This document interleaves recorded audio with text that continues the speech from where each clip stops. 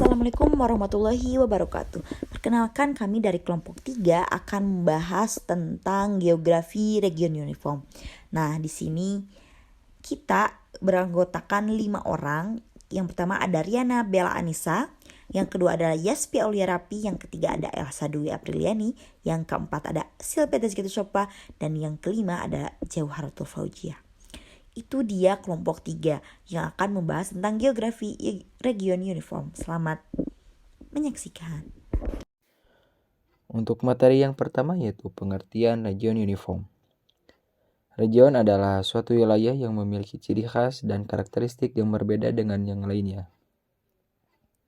Pengertian region uniform terbagi menjadi 2 bagian. Yang pertama yaitu secara khusus dan yang kedua yaitu secara umum. Yang pertama yaitu secara khusus. Uniform region atau region statis yaitu suatu wilayah yang dibentuk oleh adanya kesamaan kenampakan, termasuk iklim, vegetasi, tanah, landform, pertanian, atau penggunaan lahan. Uniform region juga disebut dengan wilayah formal. Homogenitas dari wilayah formal dapat ditinjau berdasarkan aspek fisik, aspek alam, ataupun aspek sosial. Kedua yaitu pengertian secara umum.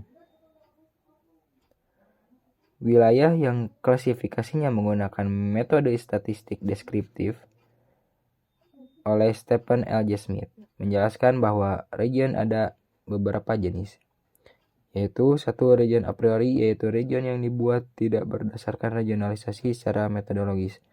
Jadi unsur kesamaannya dibentuk oleh pandangan yang bersifat individual atau kepentingan tertentu seperti unsur politik, budaya, dan lain sebagainya.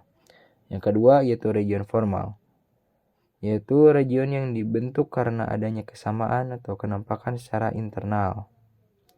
Ketiga, regional fungsional, region yang dibentuk oleh tinggi atau rendahnya derajat interaksi antar tempat di permukaan bumi.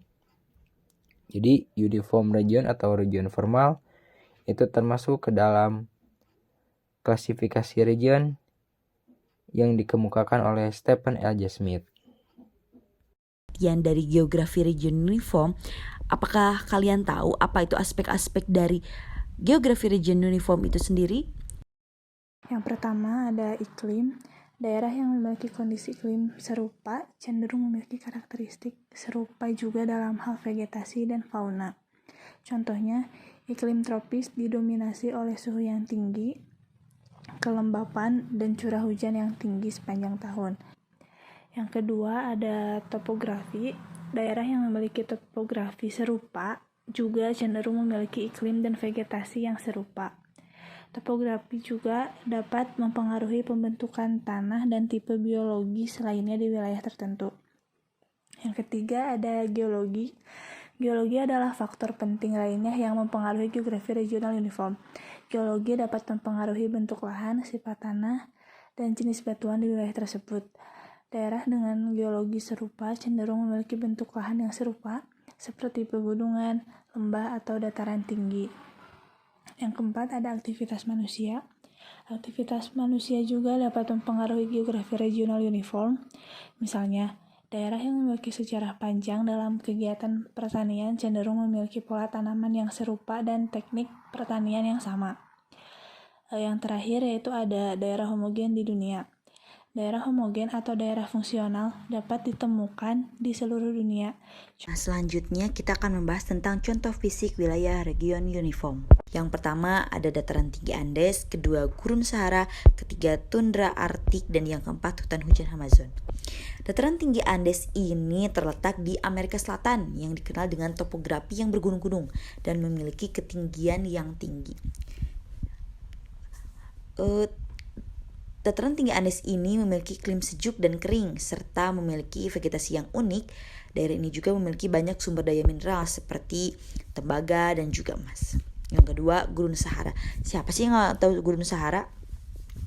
Gurun Sahara ini adalah kawasan padang pasir panas terluas kedua di bumi setelah Gurun Antartika dan mencakup hingga 10 negara di benua Afrika.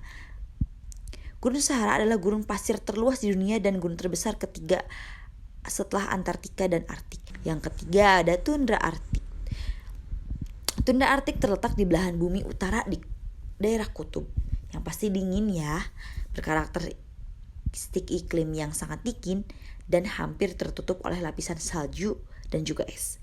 Vegetasinya lumut dan tumbuhan yang tahan beku tumbuh selama musim panas yang pendek. Yang keempat ada hutan hujan Amazon. Hutan hujan Amazon terletak di Amerika Selatan dan dikenal dengan iklim yang lembab sepanjang tahun dan vegetasinya lebat. Hutan ini adalah rumah bagi ribuan spesies tumbuhan dan binatang termasuk primata, burung, reptil, dan mamalia. Wilayah ini memiliki topografi yang datar dan banyak sungai besar yang mengalir melalui wilayah ini. Step modifikasi region sebagai bagian dari region uniform. Pada tahun 1905, E.G.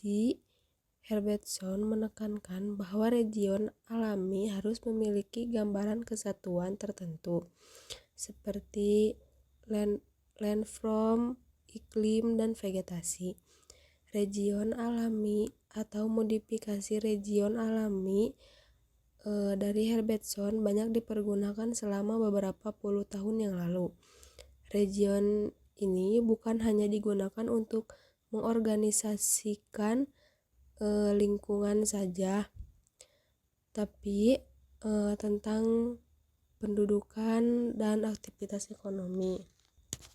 Nah, region uniform itu mengacu pada wilayah yang memiliki keseragaman atau kesamaan dalam beberapa aspek seperti iklim, topografi, budaya, atau ekonomi. Modifikasi region sebagai region uniform tujuannya agar terjadi penambahan, perubahan, penyesuaian dari region uniform. Contoh dari modifikasi region, pengubahan kriteria pada region pertanian. Region pertanian dapat diklasifikasikan berdasarkan kondisi tanah, klimat, dan produk tanaman.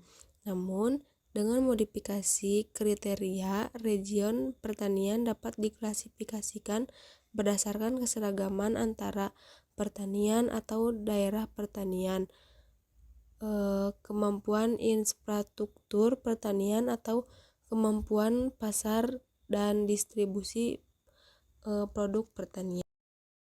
Proses pembuatan region uniform terdapat dua langkah. Yang pertama, mengklasifikasikan tempat-tempat berdasarkan tipe-tipe objek atau peristiwa yang dikehendaki oleh kita. Jika kita ingin membagi suatu wilayah ke dalam region-region landform, kita harus mengklasifikasikan wilayah itu menjadi tipe permukaan lahan, seperti kategori dataran rendah, perbukitan, dan pegunungan. Yang kedua, mengelompokkan bersama tipe-tipe yang sama dari objek-objek dan menarik garis batas yang memisahkan setiap zona.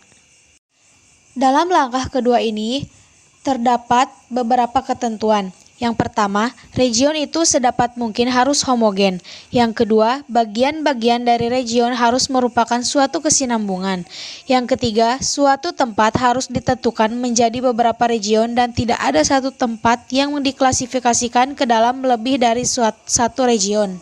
Perwilayahan secara formal. Dalam menentukan batas wilayah formal dapat menggunakan dua metode, yaitu yang pertama, metode bobot indeks. Metode ini digunakan untuk memberikan penilaian atau pembobotan terhadap dua atau lebih variabel atau data untuk dianalisis. Bobot pada satu variabel kemudian dijumlahkan dengan variabel lainnya agar dapat diketahui homogenitas pada wilayah yang diberi bobot. Yang kedua, metode analisis faktor merupakan regionalisasi yang rumit dan kompleks. Penentuan batas wilayah menggunakan beberapa faktor. Masing-masing faktor terdiri dari beberapa kriteria. Itu dia pembahasan dari geografi region uniform. Kesimpulannya yaitu geografi region uniform adalah konsep yang penting dalam studi geografi. Dalam mengidentifikasi daerah homogen, faktor seperti iklim, topografi, dan aktivitas manusia harus dipertimbangkan. Dengan memahami karakteristik dan kesamaan antara daerah homogen, kita dapat lebih memahami dunia yang kita huni dan memperoleh wawasan yang lebih baik tentang pengaruh geografis terhadap masyarakat dan lingkungan. Itu dia penjelasan tentang geografi regional secara keseluruhan menurut kami kelompok 3. Sekian pembahasan dari kami. Wassalamualaikum warahmatullahi wabarakatuh.